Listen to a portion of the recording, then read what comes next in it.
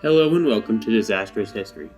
My name is Anthony, and I am the host of this wonderful mess of a show that will attempt to chronicle some of the biggest and most interesting disasters, messes, and all-around screw-ups that have happened throughout the centuries. Welcome back to another episode of Disastrous History. This week we're going to cover a more recent disaster. This week we're going to discuss the Grenfell Tower Fire in 2017. I guess the best place to start this episode is what actually was Grenfell Tower.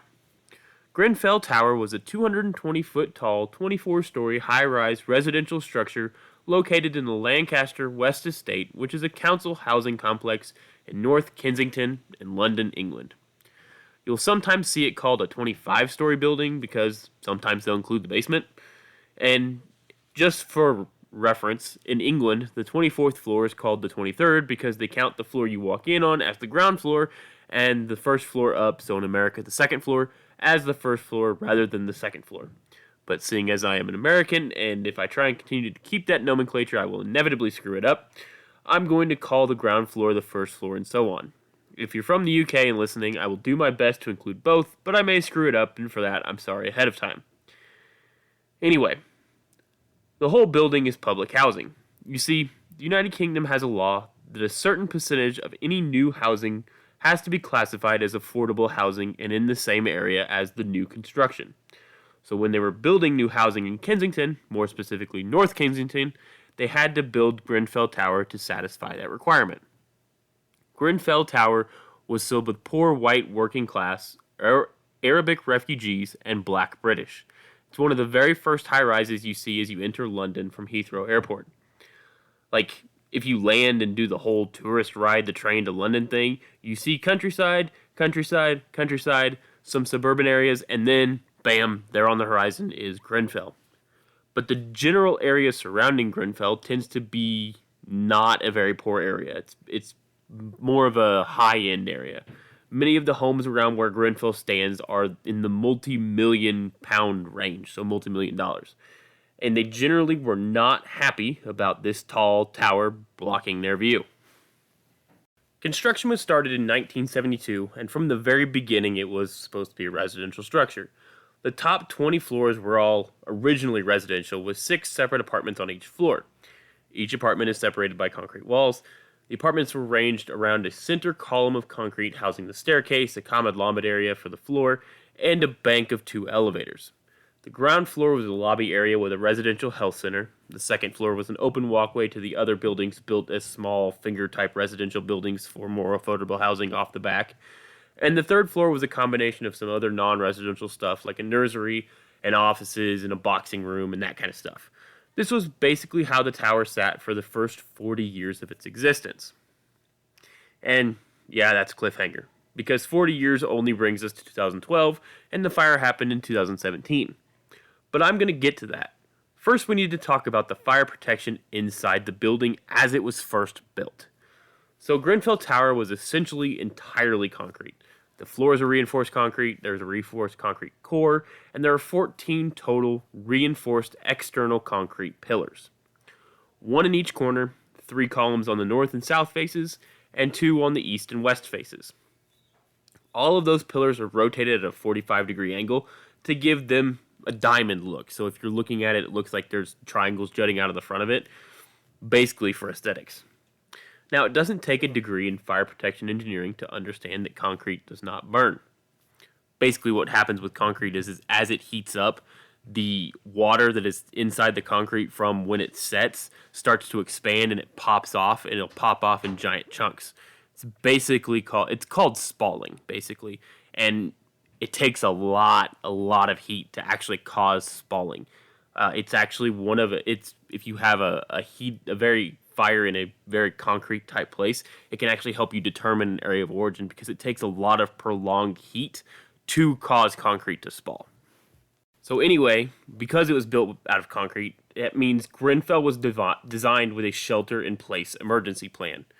To quote directly from the British Standard Code of Practice from the time the building was built, it has become apparent and generally agreed that external rescue by the fire service may not always be possible from blocks of flats and masonettes, even when the dwellings are in reach of escape ladders. Also, the assumption should no longer be made that entire buildings or even adjoining dwellings need to be evacuated if a fire occurs.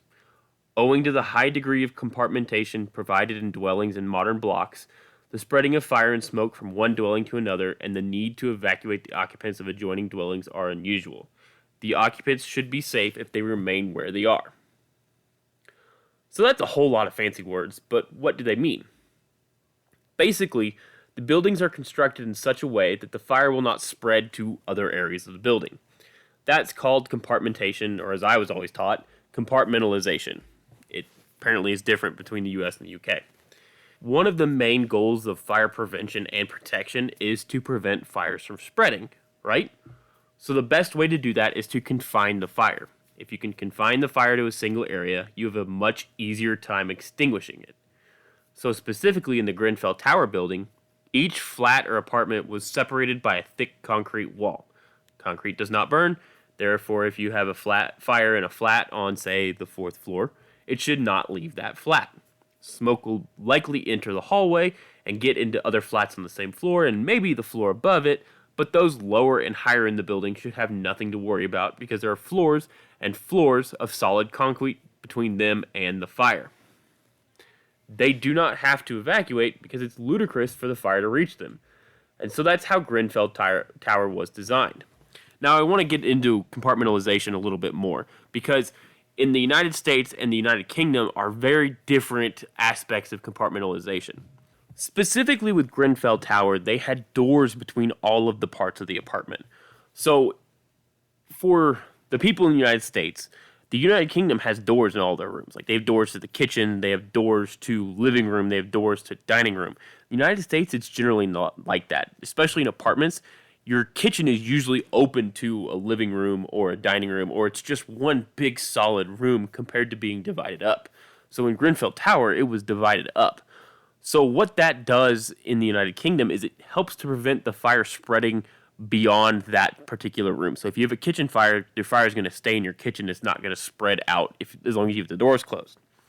Whereas in the United States, if you have a fire in the kitchen, in most apartments, you have a fire that's going to do a lot of damage throughout your dining room or living room or whatever you have in your apartment. What it does for the United States is you get a much lower chance of a room going to flashover or getting a backdraft. When you have high compartmentalization in buildings, you get a much higher chance of having flashover or having a backdraft because you need confinement for both of those things because you can't have too much oxygen or too little fuel. So in the United States, because you have these big open rooms, you generally don't have enough fuel for that room to reach flashover, and you don't have enough confinement for it to get to the point where it can backdraft. Whereas in the United Kingdom, they tend to have smaller fires, but they'll have more flashovers and more backdraft risk. Now, the other thing that happens with these tower blocks being designed with a shelter-in-place system is they don't have a general fire alarm system to notify the entire building. Obviously, there were smoke detectors in each individual flat, but there wasn't like an overarching where you have a fire in one portion of the building, it sets off, like if you have fire on the 5th floor, it sets off fire alarms on the 15th floor to let them know there's a fire in the building. They didn't have that. There didn't really need to be. There wasn't a scenario in which the entirety of the building would need to be evacuated all at once from a fire. Like, they should have planned for that, but the risk of a catastrophic failure of compartmentalization was seen as so low that the added cost of adding a general alarm was unnecessary for the building, and it didn't really make sense. And this also brings another point for the shelter-in-place scenario. Because a general mass evacuation of residents was never considered, the building was not built to handle a simultaneous mass evacuation in addition to firefighting efforts. Grenfell Tower had one centralized staircase. It was also fitted with 2 elevators, both in the center portion of the structure. In the event of a mass evacuation, the staircase would become quickly overwhelmed by residents attempting to evacuate. This does 2 things. Number 1, people quickly become crushed as they're trying to get down, and a crush disaster can happen in the stairwell. Number 2, it entirely prevents firefighters from reaching the fire floor. There's going to be a ton of people in the stairs. Firefighters can't get past them to fight the fire. Now, obviously, some individuals will use the elevator, but they're slow in comparison to the spread of a fire, so it's not really efficient. Most of the evacuation in the event of a complete evacuation of the building is going to be down the stairs, which brings us to the next point of fire protection in high rises and Grenfell specifically. Have you ever tried to open a staircase door in a multi-story hotel and really had to fight it to get it open?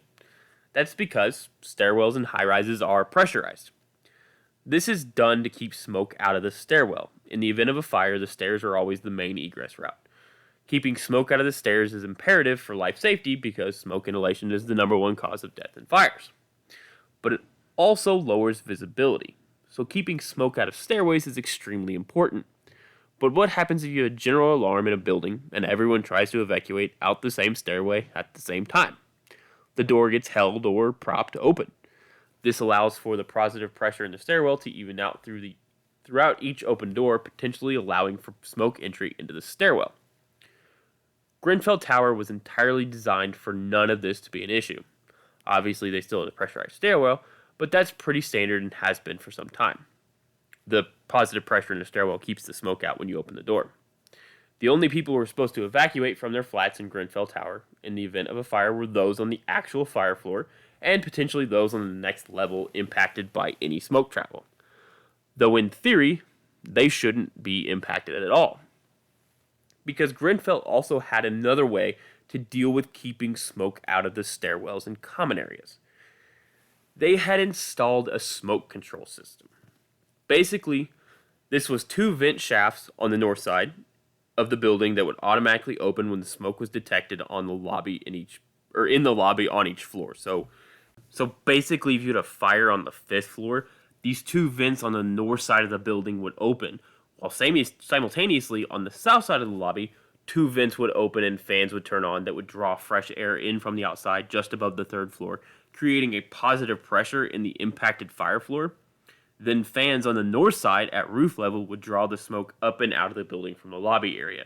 So basically, you're trying to create a vertical wind tunnel to draw the smoke out of the fire floor to keep it clear so that people can see. Now I know what you're thinking. The one thing that would really help prevent fires in this high rise are sprinklers. And just before we get into it, it's a common misconception that fire sprinklers are designed to extinguish fires when they break out. That is technically not the case. Sprinklers are designed to prevent the fire from spreading beyond that area. Sometimes they do successfully put them out, but that's technically not what they're designed for. They're just designed to prevent the fire from spreading so the fire department can get there in a timely manner and put it out themselves. Now that I've explained that, I get to tell you that it doesn't at all matter in Grenfell Tower because there were no sprinklers in the building, at all. There were no sprinklers anywhere in this building. England did not have a sprinkler requirement for high-rise buildings taller than 30 meters until 2007. They had several instances of fires that killed firefighters and residents that it was suggested sprinklers start to be added, and then it was required. But the problem with this is, oftentimes, fire codes are not retroactively applied. So if a building is built in, say, 1972, and has not had a change of occupancy since then, it still falls under the fire codes that were in effect in 1972. And what I mean by that is change of occupancy is it changes from what the building use would be. So it goes from residential to commercial, or industrial to commercial, or industrial to residential, something like that. You need to have a change of occupancy, change of use for the building in order for modern fire codes to be applied. Grenfell never had a change of occupancy, so it never had sprinklers installed. So those are the big fire safety things that were existing in Grenfell before 2012. Shelter-in-place procedure, and, no sprinklers and no fire alarm. But as you might know, those weren't the big thing everyone was focused on in the aftermath of this fire. The big focus was on cladding attached to the exterior of the structure. But we're going to get to that here in a little bit. Beginning in 2012, a refurbishment of Grenfell Tower was planned. The plan was to install new windows, put up cladding on the exterior, and convert the 3rd and 4th floors to residential floors, as well as some other cosmetic stuff. The cladding was to make the building look prettier and also to help with energy efficiency and heating the building.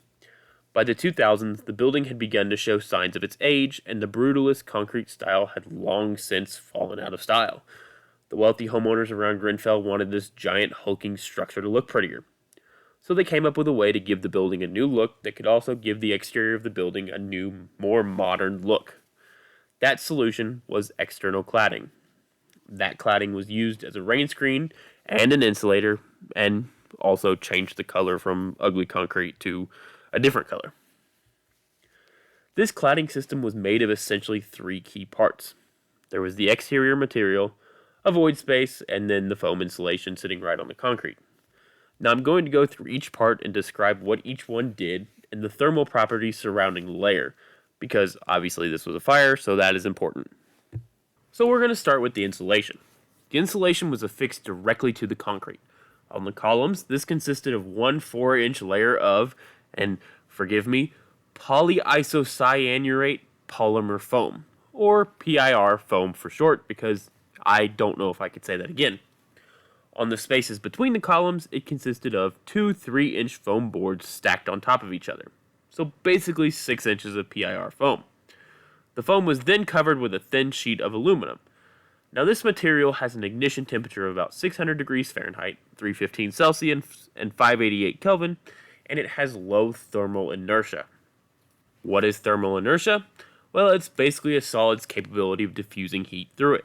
So metal has a high thermal inertia because heat disperses through it rapidly. Insulation and wood and things like that have a low thermal inertia because if you have a low thermal inertia, the heat on the surface of the object cannot disperse and it will reach pyrolysis or flaming combustion faster. Basically, the heat sits on the surface and it doesn't disperse through, so it just keeps building heat right there on the surface and allows it to get to an actual point of burning much faster. Now, pyrolysis is the charring of something, just so that we're aware of that. And then that thin aluminum layer is essentially useless, as aluminum melts at about 1200 degrees Fahrenheit, which is well below the level of direct flame impingement. For reference, direct flame is anywhere from about 1400 Fahrenheit to about 1800 Fahrenheit, give or take, so 760 to 980 Celsius and 1030 to 1260 Kelvin. The other thing the insulation does is allow for rapid fire spread because it does not allow for energy loss to the surrounding environment, otherwise it wouldn't be insulation. So the energy all stays in the space and continues to transfer to the next thing to burn, basically helping further spread. Then the next layer was a void space where there was nothing, just empty air. On the columns of the building it was about 5.5 inches of space, and on the areas outside the columns it was about 6 inches of space. This space was essential for two reasons. Number one, it allowed for ventilation behind the rain screen, and number two, it allowed any water that managed to get behind the rain screen to drain. This provided abundant oxygen for the fire. That's basically its only for thermal property. Then the final layer was the actual rain screen. The rain screen actually affixed to the building was aluminum composite panels. These composite panels consisted of a polyethylene core surrounded by thin sheets of aluminum. The polyethylene core was about 1/10 of an inch thick with extremely thin pieces of aluminum sheeting. Like I said before, the aluminum is basically useless in fire prevention as it melts at 1200 degrees Fahrenheit, which is way lower than direct flame impingement. But the polyethylene is a thermoplastic, meaning it will melt and drip when heated, and those drops are generally flaming. Think of lighting the corner of a plastic bag. As it burns, it drips flames. This polyethylene core will ignite at about 710 degrees Fahrenheit, or 377 Celsius, or 650 Kelvin. All of this will be extremely important later on. But that wasn't the only change they made. With the old building, the windows were obviously set into the concrete and sat flush with the edge. When they added the cladding, they installed new windows. But they did not put the windows back in the same mounting. They moved the mounting out to be even with the cladding, but when they did that, they did not put a non-combustible barrier in between the concrete and the insulation. It was just a UPVC covering, which quickly loses its stiffness at relatively low temperature, like 150 degrees Fahrenheit low temperature. What I mean by that is that it essentially fails. It just kind of warps and falls off. It doesn't really burn, it chars and just kind of falls away from where it's been attached. What that means is that the fire has free access to the insulation that we discussed earlier as easily ignitable. And finally, the last major thing that changed in the refurbishment was the smoke control system from earlier. They realized that the lobbies for the floors could become really hot even when there wasn't a fire. So fresh air would be brought in from the outside on the south side, and warmer air would be expelled up the north shafts. What would happen is, if smoke was detected in a lobby, all the vents on the non-fire impacted floors would close, the fans on the south side of the building on the third floor would reverse, and fresh air would be provided from the stairwell, creating the positive pressure on the fire floor. So fans on the north side at roof level and fans on the south side at the third floor are drawing smoke out of the building from the lobby that's affected by the fire. So that pretty much summarizes the changes for Grenfell Tower between 2012 and 2015, with the major focus being the cladding on the exterior of the building because, well, it was the easiest to tell from the outside and it cost the most. And the cost of that cladding is what brought us here. Originally, residents had voted and agreed to a different cladding. The original cladding was zinc with a fire-resistant core, but the Housing Authority decided last minute that the budget for all that was too high, so they changed it. The reason given at the time that it was due to a change in desired color, but saving £293,368, about $315,000, was most likely a bigger reason why. Now, in the months and weeks and years leading up to the Grenfell Tower fire, many of the residents had complained of lax fire safety measures. They had fired, all of the doors of the apartments had fire doors that were supposed to close automatically behind them in the case of a fire, because it'll take a fire longer to get through a door. So these fire doors were made so that they were supposed to close. Many of these were broken, and they didn't close, they just stayed open. And this was a problem throughout this fire, as we'll see, because doors will randomly be open when people said they closed them and stuff like that. There were many reports before this fire that fire extinguishers had expired, and several of them had the word condemned written on them. There was an entire group at Grenfell Tower who basically performed their own risk assessment to bring forth awareness to how bad conditions were in Grenfell Tower, fire safety-wise. But the Housing Authority threatened them with legal action to stop talking, or they would sue them. There were also many concerns raised that the smoke ventilation system wasn't going to work in the event of a fire, which is a major problem because there's only one stairwell, and the central portion of that smoke ventilation system was the stairwell providing positive pressure to keep the stairwell clear of smoke and get that positive pressure on the fire floor to push the smoke out of the vents that the smoke ventilation system was designed to use. Basically, if positive pressure is not in the stairwell, that stairwell is very quickly going to become overwhelmed with smoke, thick black smoke that's not going to allow people to escape in a timely manner if they need to. All of that brings us to the night of Wednesday, June 14th, 2017, and flat number 16 on the 5th floor of Grenfell Tower. That's the 4th floor in the UK. Flat 16 was in the northeast corner of the tower and was a 2-bedroom flat. 3 tenants lived in the flat at the time: Behelo Kebede, Almaz Kinfu, and Elsa Afewerki. The flat was set up fairly simply. You walk in the door from the south, directly in front of you is a bedroom, walk forward a few feet, and there's a hallway off to your right. Travel down that hall, and there's a second bedroom on your left, and a bathroom directly across from it on the right. At the end of the hall, on the left, was a doorway to a living room, and on the right was a doorway to a kitchen. On the night of June 13th, Behelo Kebede arrived at home at about 11:30 p.m. At that time, both Almaz and Elsa were already in bed and asleep. Behelo took a shower, changed clothes, and went to sleep on his mattress in the living room. Everything seemed to be a normal night. There was no unusual noises, no strange smells, no strange sounds, nothing out of the ordinary. A short time later, Behelo was awoken by a strange beeping noise. He couldn't figure out what it was, but it finally dawned on him it must be a smoke detector. Going into the hallway, he then determined it was the kitchen smoke detector because the hallway one wasn't alarming because he was standing underneath it. Opening the door to the kitchen, he witnessed thick, light gray smoke coming from behind the refrigerator. Realizing that something was on fire, he went back and grabbed his phone and dialed 999, which is the emergency number in England, like 911 in the US. While doing this, he went and banged on the doors of his roommates, yelling that there was a fire and to get out. He then went out into the hallway and woke up all of his neighbors to let them know there was a fire. Literally banged on every door on his floor to let his neighbors know there was a fire. He went back into his flat and put on some pants, trousers here in the UK, while switching off the main electrical switch at his fuse box because he thought the fire was electrical and figured, why not? It can't hurt to try, which, is fair. Now, I want to take a moment here to address some rumors that flew around in the aftermath of this fire about Behelu and his actions. He did everything correct in the situation. He notified his roommates, he notified his floor mates, and there was a rumor that he had a bag packed. But what actually happened was his roommate had been gone somewhere and had still had a bag packed. So when she left, she just grabbed the bag and took it with her. There was nothing nefarious about why she had a bag packed. It literally was just there. And I just need to say that so that I can get that out there, because Behelu Kebede has had death threats in the aftermath of this. He's had his life threatened numerous times. He has been terrified and he feels extremely guilty. And he did absolutely nothing wrong. He is absolutely a hero in this situation because he let everyone know.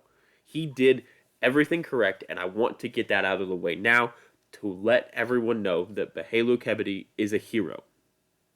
Anyway, the London Fire Brigade immediately dispatched 4 pieces of apparatus. In London, they're called pumps. There's a regular pump and a ladder pump. The only main difference is the ladder pump has a slightly longer ladder, hence it gets the name ladder pump. They're both capable of pumping and supplying water for fire suppression. They're basically like engines here in the States. As they were driving up to the tower, an orange glow was visible in the window of one of the flats on the 4th floor in the UK. Upon arrival, they set up next to the dry rise inlet for the tower. When Grenfell was built, it was built with a dry riser that could be filled with water by the fire department from the ground upon arrival at a fire in the building. So a dry riser is basically a pipe that stretches from the ground floor all the way up to the roof, and as a firefighter, you hook it up when you get there. You hook your engine up to the hydrant, pump water in, and then you hook it up to the dry riser, and your engine provides water all the way up to the top of the riser. That way, when you get to the fire floor, you can hook your hose up to it, and you have a water supply on whatever floor you need to. So if you have a fire on the 5th floor and the 12th floor, you take a hose to the 5th floor, put the fire out on the 5th floor, you can disconnect the hose, carry the hose up to the 12th floor, hook it back up there, and then you can just attack the fire on the 12th floor. That way you don't have to run a whole bunch of hose up the stairs. Makes sense. Anyway, back to our story. This meant the first due apparatus arrived at 12:59 a.m., hooked up a hose line to the closest hydrant, and also hooked up a hose line to the dry riser in the tower. So we're at 12:59 a.m. The fire is barely visible on the 4th floor of Grenfell Tower through the window. You can just see an orange glow. And this is really where we start to run into issues in this fire. They went to make entry into the building and had no key fob to get in. Luckily, one of the residents was standing at the base of the tower and was able to swipe their key fob and give them access. Now, the London Fire Brigade is supposed to maintain a risk database for all buildings in London. It turns out that all buildings in London is a very generous reading of that. It's supposed to contain building plans, photographs, construction type, potential plans for incidents, and general size of the building information. The file for Grenfell Tower had the wrong number of floors, a single aerial image from above, no construction plans, and there was literally a blank box where the tactical plan was supposed to be. They had some information from the tower, so like they had learned information from the tower from visiting on other runs and other emergencies, but that was literally it. They didn't know anything else. And there was absolutely zero information on the refurbishment upgrades and the type of material used in those refurbishment upgrades. So 2 firefighters, crew manager Charles Batterby and firefighter Daniel Brown, hooked a hand line to the dry riser on the 4th 4th floor, and made entry into the apartment at about 1:08 a.m. Meanwhile, outside, Behelu Kebede was taking a video of the fire inside his flat from the ground, because he had evacuated, obviously, because his apartment was on fire. At 1:05 a.m., the orange glow of the fire is barely visible from the ground. The only glow visible is in the top corner of the window. Just 4 minutes later, so 1:09 a.m., right about the same time firefighters made entry into the apartment, the fire is a large glow and is visibly starting to impact the cladding above the window. Meanwhile, inside Flat 16, the 2 firefighters were performing a systematic search of the flat. Finding no fire in bedrooms 1 and 2 or the living room, they made first entry into the kitchen door at 1:14 a.m. Immediately, the 2 firefighters were hit with significant heat. Now, I know what you're asking. Why are they doing a systematic search of this flat if they know the fire is in the kitchen? Now, when you do a fire, when you fight a fire, you have to start immediately upon entry because you will get lost. You don't know the area you're going into. So you have to either choose to do a right-hand search or a left-hand search. What that means is, say you're doing a left-hand search, which is what they did in this situation. They stick their left hand on the wall and they sweep their leg out into the middle of the room. They crawl on their hands and knees and sweep their leg into the middle of the room, searching for things.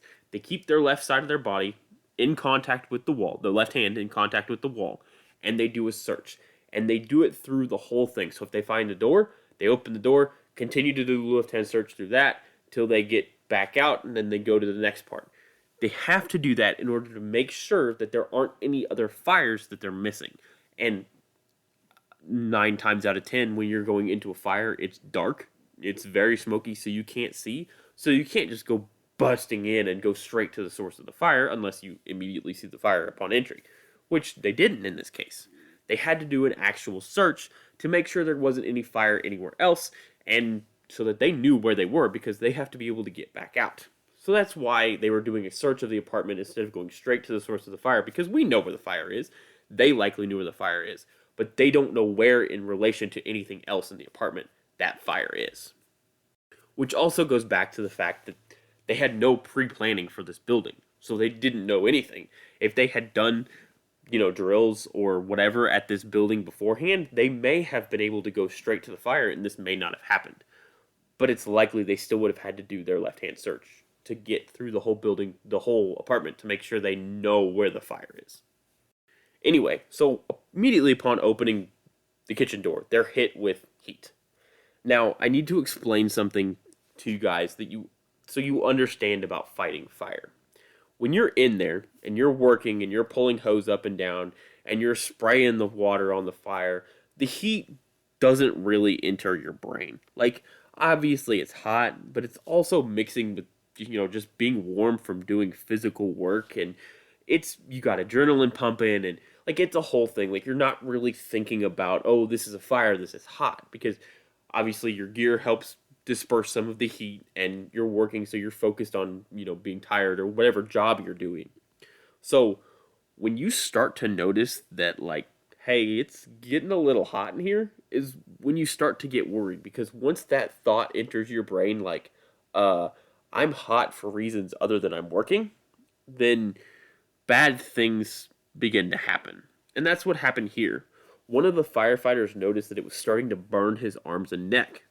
So basically what they did was they'd open the kitchen door, they'd spray in for a second, and they'd close it. Then they'd open it again, spray in for a second, and close it, trying to cool off the fire so they could actually get inside and make entry and knock the fire down. Eventually, they decided this wasn't working, so they just said to hell with it and fully entered the kitchen at about 1:20 a.m. Water was sprayed on the fire at the refrigerator because they had a thermal imaging camera, a TIC for short. They had a TIC with them and was able to see the heat around the refrigerator and directly in front of the window. They were able to spray down the fire at the refrigerator, and it went pretty well. It knocked it fairly far down. They radioed back to let them know they'd knocked down the fire in the kitchen, but just then they saw a flame out the kitchen window. They attempted to spray it, but to no avail, and then had the realization that, oh crap, The fire has jumped the floor and radioed back to tell them that it was no longer contained. Fortunately, command also knew the fire had escaped contained, but they hadn't really done much about it. Then, the two firefighters inside the flat had to stand there and watch as giant balls of burning debris rained down past the window. It's likely they realized together that this had gone well beyond just the apartment above them. This was now a major, major issue. The two first entry firefighters then handed off their handline to firefighter Nicholas Barton and firefighter John O'Hanlon. O'Hanlon was able to extinguish the last remaining bit of fire around the fridge, and smoke began to emit from the window, allowing them to actually be able to see in the kitchen. What they saw was not good. Basically, the entire area around the window was on fire. Firefighter O'Hanlon even went so far as to sit on the windowsill and lean out to spray water upwards and around to put the fire out, and it didn't work at all. It didn't work at all. At around this same time, one firefighter went to the next floor and encountered a family who said they'd just left their flat and it was on fire. Just a few minutes after that, another firefighter made it to the sixth floor, and found three people who had left flat 36 and said that their flat was on fire. The firefighter made entry into the apartment and found a floor-to-ceiling wall of black smoke. It was at this point the fire department fell far behind this fire. They had fires on 3 floors, at least, and a rapidly growing fire up the side of the structure. They called for 2 more pumps and manpower at 1:13 a.m., and 2 more pumps again at 1:19 a.m., and then 2 more pumps were requested at 1:24 a.m. By this time, residents on the 22nd floor were calling 999 to report the smell of smoke. They were instructed to stay in place, which was the advice given for all of Grenfell. One resident called at 1:25 a.m. from the 12th floor and said that there was a fire in her kitchen. Fresh reminder, they still had not changed the plan from a shelter-in-place plan. They had a fire start on the 5th floor. They now have a fire on the 12th floor, still telling people to shelter in place. Absolutely by 1:25 a.m., the fire brigade had completely lost control of this fire. The master streams for their pumps could only reach up 4 floors, and the fire was obviously well beyond that. Video at 1:27 a.m. shows the fire at the roofline of Grenfell Tower. Just a minute later, the commander requested 3 more aerial ladders and 5 more apparatus. But he had no idea that the fire had already penetrated the structure farther up the building. He made no attempt to change the shelter-in-place recommendation. By this point, all hell had broken loose in the tower. Residents were calling left and right saying their flats were either on fire, filled with smoke, or not filled with smoke, but they couldn't get out because the lobby was filled with smoke. Residents were calling and saying they were scared, trapped, and didn't know what to do. Then soon after came the call to make it 20 pumps. But this was pointless. The fire was out of control. It was evacuate everyone or nothing. London Fire Brigade Watch Manager Dowden continued to choose nothing. Well, actually, he continued to choose to believe the foolhardy hope that he could control this fire when he very clearly could not. And I don't mean to disparage him, besides his very slow reaction time. This fire was like nothing most had ever seen. It traveled basically 20 stories in a matter of 20 minutes. That is incredibly efficient fire spread. He was just overwhelmed, and a lack of adequate communication really hampered his ability to deal with this fire. And maybe a bit of pride as well. Admitting they needed to evacuate everyone was admitting defeat. That was basically admitting that they were going to have to give the building up to the fire. And I know a lot of firefighters, and they will fight to the death to admit that they have to give up a building.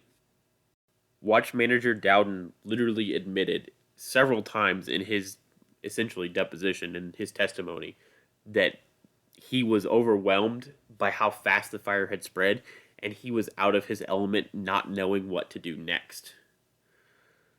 But just because he didn't recall the shelter-in-place order doesn't mean residents just sat and waited. Faced with staying in rapidly smoke-filling flats or trying to escape, many chose escape. But there was an issue with some of the people attempting to escape on the upper floors. It seems that a group of people had decided that the best course of action was to head up rather than down. Many residents reported attempting to go down the stairs, but being met by a group of 10 to 12 people going up the stairs. Why they were going up instead of down, no one really knows. It's possible they thought they were going to be rescued from the roof by helicopter, or that going farther away from the fire would give the fire brigade more time to extinguish the fire. But as we've already noticed, this fire was not going to be extinguished. Many residents called 999 repeatedly. The control room, which is basically dispatch, was quickly overwhelmed with calls and phones were constantly ringing. But a critical decision was made that doesn't make a lot of sense. The 999 control room was receiving calls from residents letting them know where smoke was and where fire was on various different floors in the building. These were being handwritten on notes to be given to the incident commander all at the same time. But this was never going to be effective. The fire was growing too rapidly, and giving all that information at once would have been hard to parse.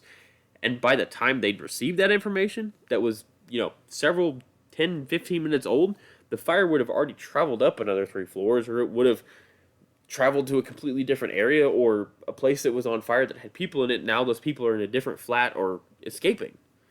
It didn't really help the fire ground.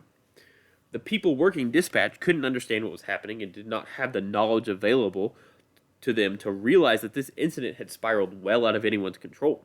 They didn't know why they had a fire that was reported on the 4th floor, that's 4th floor in the UK, 5th floor in the United States, and they were getting calls from people on the 23rd floor that there was a fire in their kitchen. That didn't make sense to them. They didn't know how that could happen. They made several choices not to pass off information they received because they figured the fire brigade was there, so they would already know. But the fire brigade didn't know. The incident commander still believed the fire was contained outside of the building on the cladding. He did not know it had breached the exterior of the building. Communication had broken down again. At the time of the start of the fire, there were 297 people in the tower. By 1:30 a.m., 112 had evacuated successfully. By 1:40 a.m., that number grew to 148, leaving just over half the occupants still trapped inside. This scene was essentially chaos. Firefighters were up and down floors trying to find and rescue literally anyone, but they kept running into an issue. First of all, they weren't receiving any information as to where anyone was, so they didn't know where to go to rescue people. But second of all, the higher they got in the tower, the worse radio reception got, and the worse smoke conditions got. 2 firefighters, Badillo and Secret, made it to the 20th floor on a mission to find a young girl, Jessica Urbano Ramirez. Firefighter Badillo had been stopped by Jessica's sister and told that she was 12 years old and in their flat on the 20th floor alone. Firefighter Badillo immediately said he would try and rescue her. When he arrived on the 20th floor, he found the door to her apartment open and the apartment empty. What had happened was she had gone with people up to the very top floor, and the control room knew that because one of the control officers was on the phone with her. But they did not relay that information to the fire ground to let them know that they had moved. So firefighter Badillo went back down. And unfortunately, this rescue mission failed in multiple ways because firefighter Badillo and firefighter Secret did not knock on any of the other doors on the 20th floor, and a family of 4 still alive in a nearby apartment was not told of the change in policy to escape, not to stay put. All 4 members of that family died. But Jessica also would not make it out. She spent an hour on the phone with the dispatch center on the 24th floor, 23rd floor in the UK, begging them to save her. Literally begging them to send the fire department to save the 10 or 12 people she was with. Control room officer Sarah Russell did everything she could on the phone with this girl to keep her calm and safe. But Russell was also not notified of the change in stay put policy. Technically, this is later on, after it was officially changed. She listened to this poor 12-year-old girl slowly die on the phone, begging to be saved. She could hear her begging, and then she could hear her start to cough, and her coughing got more and more labored, and then it would become a gurgling sound, and then, eventually, the phone would fall silent, except for the occasional shattering of glass, chirp of a smoke detector, or crackle of a fire. By 1:45 a.m., conditions on basically every floor of the building were terrible. But at that point, conditions in the stairwell were kind of decent. But that didn't last very long. Just after 2 a.m., the fire was declared a major incident which sent in additional units as well as ambulances and more police. Up to this point, multiple contacts had been made by firefighters to residents on several floors, and the firefighters had told them to stay put, they would be safer there, and someone would be back to get them because smoke conditions on the stairs were deteriorating. As I had mentioned earlier, the interior of the tower wasn't getting any updated information on the emergency calls being made by people in the tower, so they essentially had no idea where anyone else was. So on the fly, they came up with a system to organize and receive calls to then dispatch firefighters up for rescues. They literally used runners. Literally, firefighters running from the command post in the building on the second floor outside to where the calls were being received, writing the calls on pieces of paper, and then running them back inside. Then repeat and repeat and repeat. The incident commander at the time began organizing the call logs by literally writing on the wall of the lobby he was in. Then would hand a sheet of paper detailing where each crew would go as the crew came by him to go up in the tower. 2 crews that were dispatched to the upper floors, like 23rd and 24th floors, actually questioned whether or not they could reach that high with the air they had. They were told, literally, quote, "You can only do what you can do, because that's all we've got at the moment." Which is not great, but also pretty accurate. They didn't have much at the moment they could do. The prioritization for the rescues there wasn't one. It was literally described as luck of the draw. They had no way of knowing who priority should or would be. There were numerous command staff on site, and still no one had confirmed whether the fire had breached the interior of the building higher up or if it was only exterior. Which I have to say is truly baffling to me, especially considering by this time, 2:15 a.m. or so, numerous firefighters had literally witnessed fires in other flats on numerous floors, but radio communications were not working, and so that information was not transmitted. Things could not have been more chaotic. It's clear that this situation was desperate for many people inside the tower. They were trapped. Fire was coming in from the outside, smoke was rolling in from the inside and the outside. Firefighters would come in and tell them they couldn't get them out because there was too much smoke. Many likely realized that no one would be coming for them. So, some say made a hard choice. Rather than wait to suffocate or burn to death, they jumped. One heartbreaking story is of a man by the name of Muhammad Ahmed Nada. Mr. Nada lived on the very top floor of Grenfell Tower. He helped his wife and son escape, then turned around to help others that had taken shelter in his flat. Realizing he would not escape, Mr. Nada called his family members and left a message which said, "Goodbye, we are leaving this world now, goodbye. I hope I haven't disappointed you, goodbye to all." Then Mr. Nada jumped from the top story. There were numerous other attempts to escape as well. One resident tied a bunch of sheets together and climbed down the outside of the tower rather than wait to be rescued. Now, it's about 2:42 a.m. A major incident has been declared. They have at this point received emergency calls from 58 adults and 16 children in the tower. The fire has essentially wrapped around the entire building. The shelter-in-place advice being given to callers had still not officially been recalled, because fire commanders still, stubbornly, believed the building had not been penetrated. Eventually, a new, higher-ranking incident commander took over.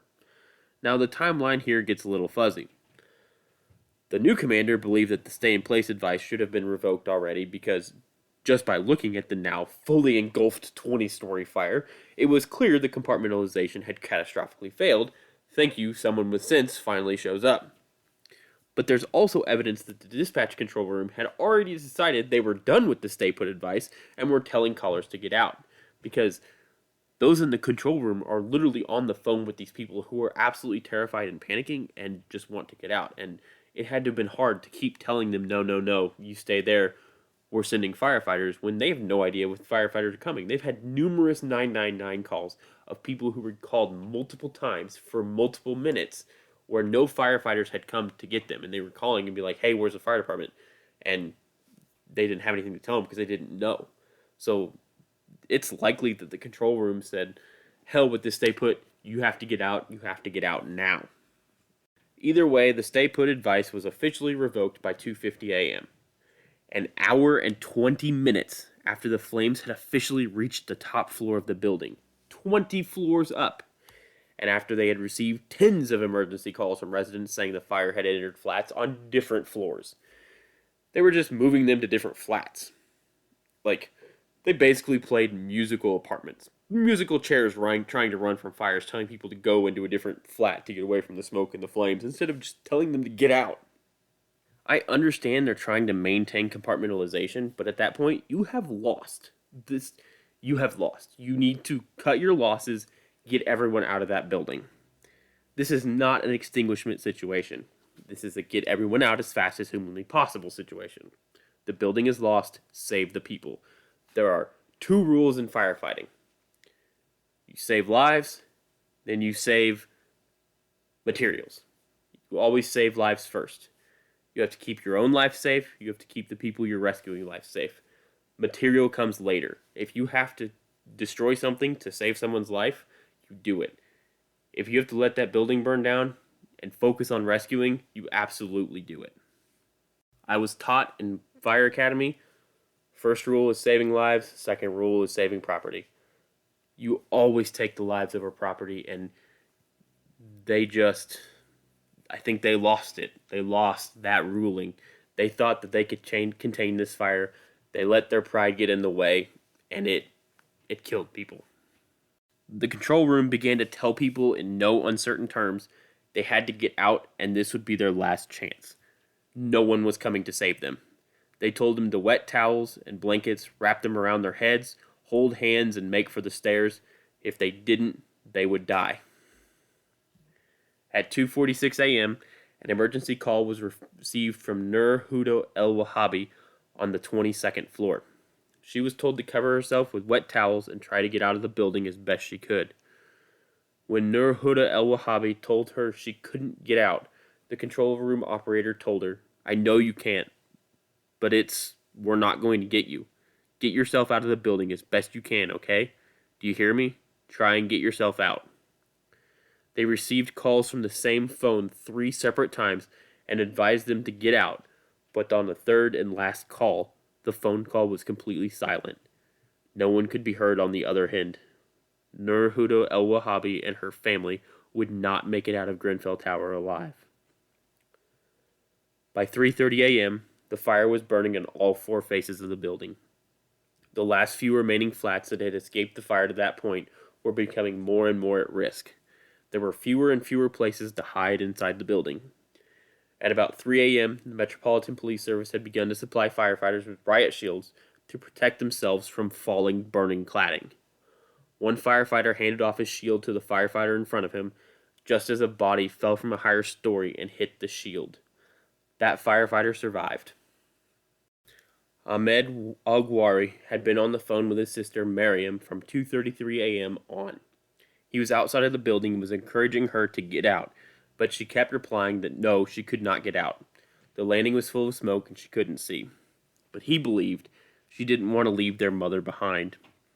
At about 3:10 a.m., starting to panic and then began to cough.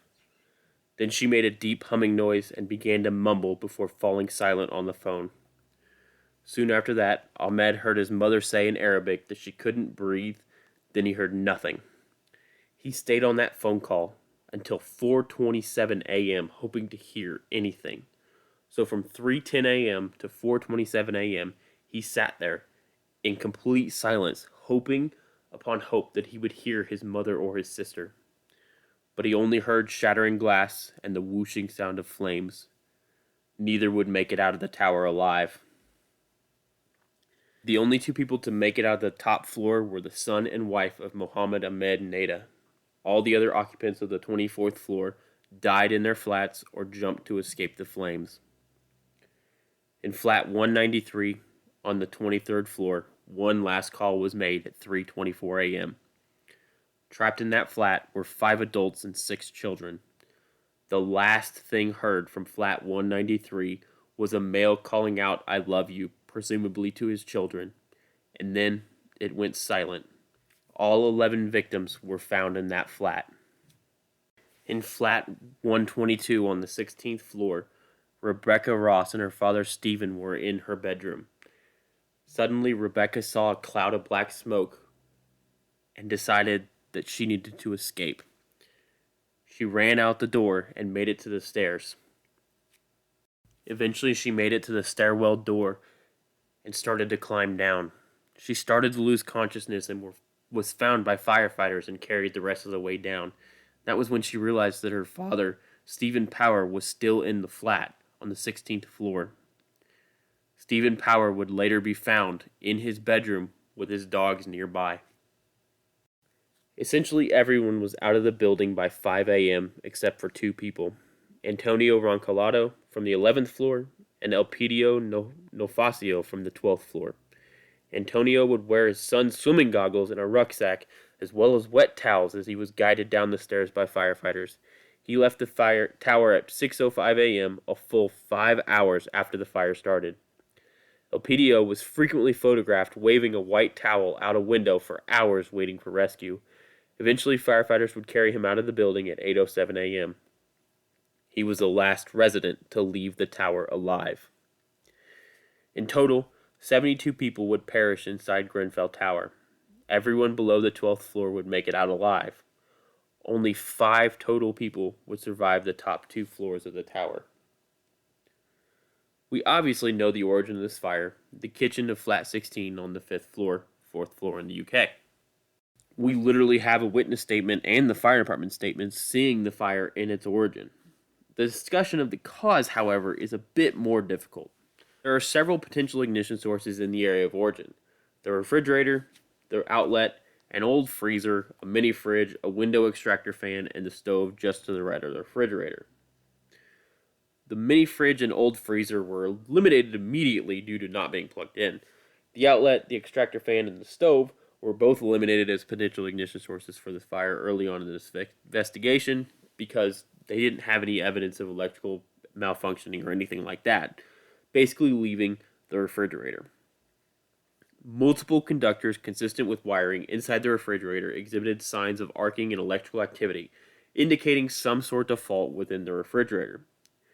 It was suggested by one of the experts in the case that the fire was a result of an overheating of a crimp connection in the freezer, which tracks. Unfortunately, due to the damage and the financial constraints of this investigation, they weren't able to do the in-depth analysis of the refrigerator that they wanted to do. In order to fully determine a single failure point in this refrigerator, they would need to do more destructive testing, and they just weren't able to do it. They still could, they still have the refrigerator, but they haven't done it yet. That doesn't change the fact that the failure was at the refrigerator. If you look at fire patterns within this building, because there are pictures in the Grenfell inquiry that show the fire patterns. There is very distinct V patterns coming up off of the fridge and back from behind where the fridge was located. There are also very significant burn patterns on the floor underneath the fridge, which were not visible anywhere else. And generally, you don't get burn patterns on floors unless you're generally near the area of origin or the fire starts down low, because heat rises, fire rises, so you don't generally get that low burning unless the fire already started low or there's a fuel source on the ground. Because this was a kitchen and it was a tile floor, there is no fuel source on the ground, especially not around the refrigerator. So it's likely the fire started around the back portion of the refrigerator and spread up and out from there. So basically in a fire investigation, you want to start from the point of least amount of damage and move to the area of greater amount of damage. When you have something like a floor level burning, you need to be able to explain why you would have a floor level burning.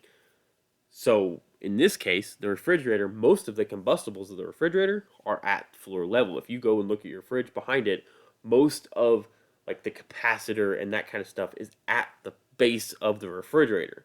So all of the combustibles that are going to burn are down at floor level. So if you have a fire failure in the refrigerator, you have a fire start in the refrigerator, it's going to start down low. You're going to have low level burning. You're going to have significant damage on the backside, the wall back behind, and you're going to have significant damage at floor level. And what happened in this case was there was significant calcination on the wall, which is basically the moisture being drawn out of the drywall, and it makes it powdery, and it leaves like a white, it makes it look white, basically. So there was significant calcination behind the refrigerator. There was also significant metal discoloration coming up in an angled pattern back from behind the refrigerator across the front of the refrigerator, which indicates a fire flow starting low and traveling upwards, up and out, which is how fire burns. So all those fire patterns, including the witness statements of Behelu Kebede seeing the fire at the refrigerator when he opened the door, the fire department seeing the fire on the tick at the refrigerator and the area directly around the refrigerator, points to a failure of like the fire originating at the refrigerator. Now we have some evidence of arcing electrical activity on wiring that is consistent with the inside of the refrigerator, so around the capacitor and things like that. So we can confidently conclude that the fire was a failure of the refrigerator.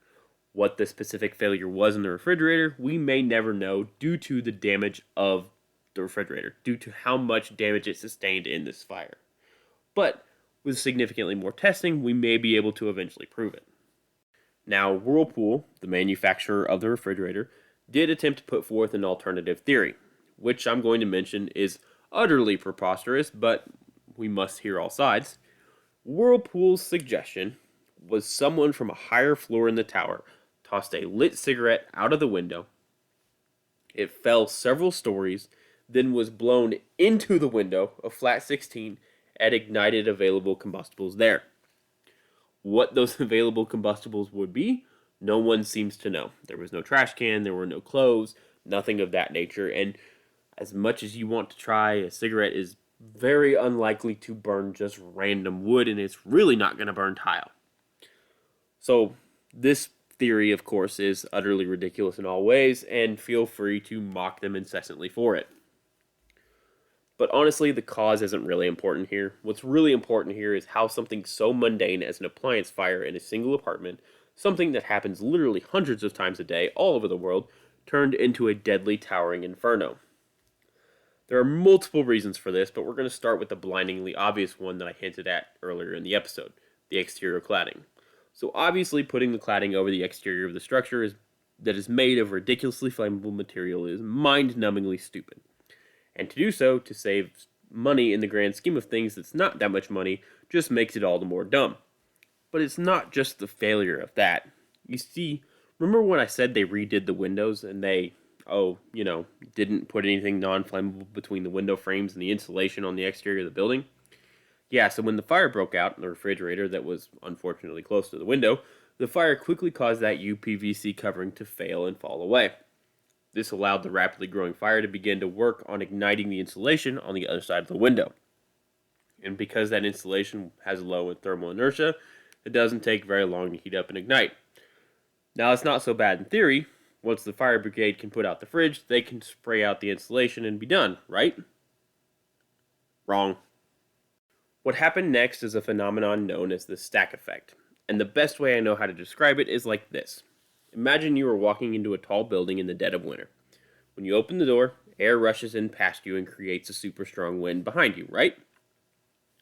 What is happening there is the building is being heated for the winter.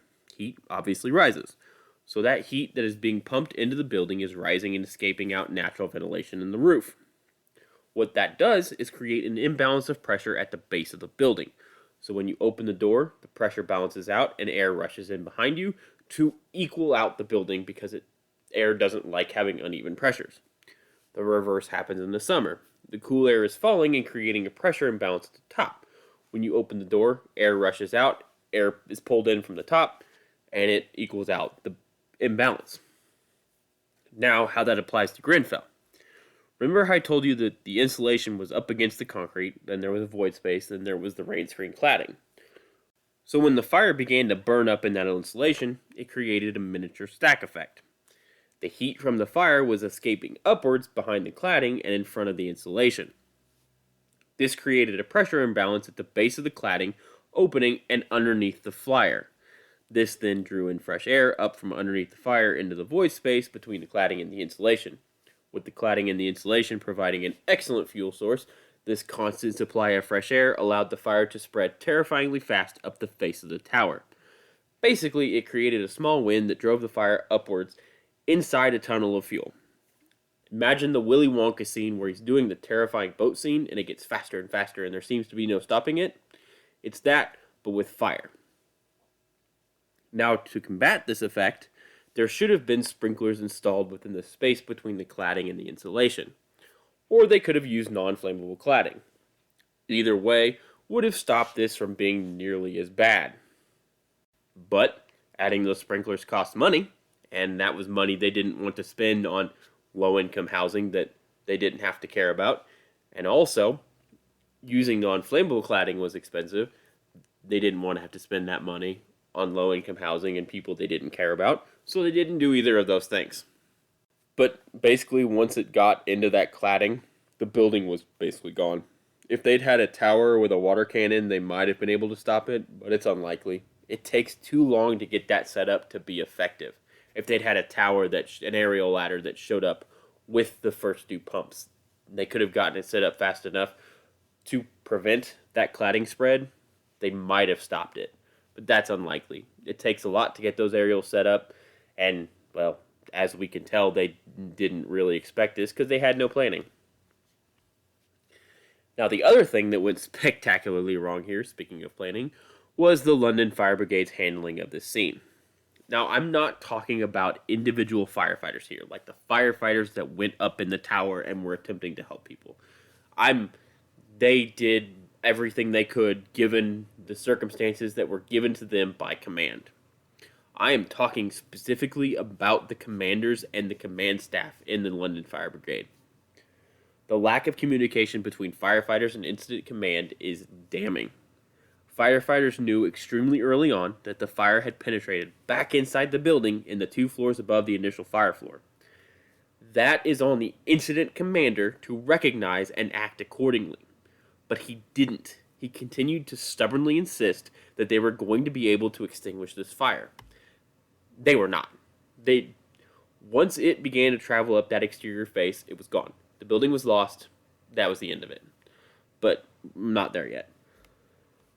The lack of pre-planning really shines in this fire. Pre-planning is essential in firefighting. Anyone with a chance at command on a fireground needs to know the insides and outside of the buildings and special risks inside their response area. There was no pre-hazard analysis. There was no pre-incident plan. They had no structural plans. They didn't even know the correct amount of floors in the building. That falls on command. They should know these things. They need to have training in this. The way this fire took off on them with no warning indicates they had never considered the fire could break containment. Never. That is a major, major problem. You need to account for worst case scenarios in all pre-hazard plans. Even if it's ridiculous, you still need to account for it. Grenfell Tower is a 24-story building. It's a special hazard. You should have knowledge and contingencies for all potential incidents in the building, up to and including catastrophic failure, which requires mass evacuation of the tower. You need to have a search and rescue plan for the entire tower, which isn't just ad hoc pieces of paper run from the outside into the tower, relying on emergency calls from people trapped in the building and information that could be 4, 5, 10 minutes old. Fires progress faster than that. It was never going to work. This fire went from the 5th floor to the 24th floor in 20 minutes. Getting information that's 5 minutes old, you get a fire, especially in this case, that's like 1 minute per floor. If you have a person on the 12th floor calling and saying they have smoke coming in their window, you wait 5 minutes to get that information to the fire ground, that fire's likely already inside that apartment and that person has moved. That's how fast this fire went. They were behind the entire time. They're going into stoppage time down 3-0, just now pushing forward, just now pulling their goalie, doing whatever they can to score. it's too late. You've already failed. You've already lost. The choice to place the command inside the tower was also interesting. It's understandable because there was only one staircase, but clearly it was not working as routinely firefighters were able to tag out from using SCBA's, self-contained breathing apparatus, without updating the incident commander. Even once the fire had reached the roof, the control room had received multiple emergency calls of fires entering the flats from the outside. The incident commander refused to change tactics. He still stuck with the stay in place and they would extinguish the fire. He made the assumption the fire had not breached the exterior of the building, which, how anyone looking at the exterior of this building could make that assumption, I don't know.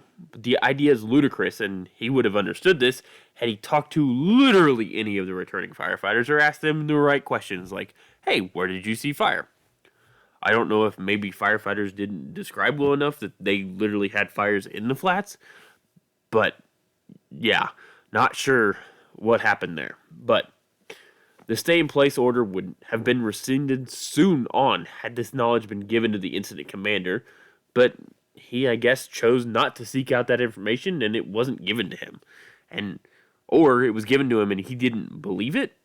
I don't know if he just couldn't understand that compartmentalization had absolutely just completely failed entirely in this situation, or what, or he was too proud to admit that they had lost the building. I don't know, but it's weird. They also should have known radios would not work in the tower. This should have been a factor figured out in pre-planning, but obviously it was not because they did no pre-planning. Multiple firefighters reported that they reached the 20th floor, attempted the radio back down, and got nothing. Not even just radio traffic, they got no sound whatsoever. It was completely dead silent. That is a problem they needed to figure out before the fire started, which falls back to pre-planning again. And sending firefighters up into that tower with essentially note cards telling them where to go is no system for search and rescue in anything, let alone a high-rise. Those firefighters risked their lives to try and save those people, and they did so admirably, but they were set up for failure by their superiors because that is not a good way, especially when the information is several minutes old. There were numerous times firefighters would get to flats where people were reported to be and find no one. But those people were just in a different flat. But the firefighters never knocked on that flat because that's not where they were told they were. They were told they were in a different flat. So they'd go up to, like with Jessica Urbano Ramirez, they were told she was in a flat on the 20th floor. They got there, the door was open, no one was inside, so they went back down. Control Center knew that she was on the 24th floor with several other people. But that information wasn't relayed to the fire department so that they could go up there and get them. Because it's likely, had that information been relayed, a 12-year-old girl would still be alive. All of those people in that flat might still be alive. But it wasn't radioed forward, and it wasn't given to them in a timely manner. And I can understand wanting to put the fire out. Good things tend to happen when you put wet stuff on red stuff. But sometimes you just have to cut your losses, lose the building to save the people. And that was not done here, but it absolutely should have been. And even despite trying not to lose the building, they still lost the building. Grenfell Tower is a complete loss. So they didn't even succeed at that.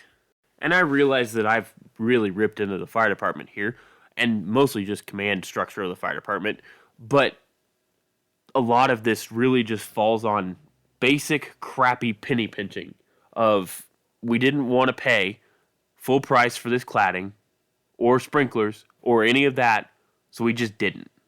Numerous times this building was reported for fire safety that was lax, for building codes that were being violated, for fire safety codes that were being violated. The people inside the tower reported it. The London Fire Brigade at one point reported it. And it was ignored. They were threatened with lawsuits. They were threatened with legal action. They were threatened into silence. And the two people that were running those organizations to get the building fixed died in this fire. They died in the very fire they predicted would happen. Those two women were Mariam El-Ghwari, whose story I told you earlier of being on the phone with her brother and wanting to stay with her mom in the apartment, and the other one was Nadia Shokar. All they wanted to do was make their homes safer, and they were threatened and bullied into silence and then killed by the very disaster they predicted coming. The lives fall on the heads of those who refused to do anything to fix this building, who refused to just spend a little extra money to make it more safe. That's who lies at fault for this. The people who refused, who valued money over human lives yet again, that allowed for this disaster to happen, that allowed for 72 people, men, women, and children, to die needlessly in a fire that never should have happened. And with that, we've reached the end of this week's episode. I hope you guys enjoyed it. As always, you can follow me on Twitter, Disastrous History, disastrous spelled correctly, HSTRY. You can follow me on TikTok, Disastrous History, where I do some more videos on fires and other disasters that may not make episodes. I have a Patreon. It's patreon.com/disastroushistory. There are multiple tiers and stuff like that with different stuff that you can get. I do have some Disastrous History stickers for sale still. They're $3. If you want them, you can message me on Twitter and I'll let you know where to get them. I'd like to thank you all for the continuing support. I love that you guys listen. I'm really happy that you guys enjoy this podcast, and I hope to continue to do it for you. As always, stay safe and remember to check your smoke detector batteries.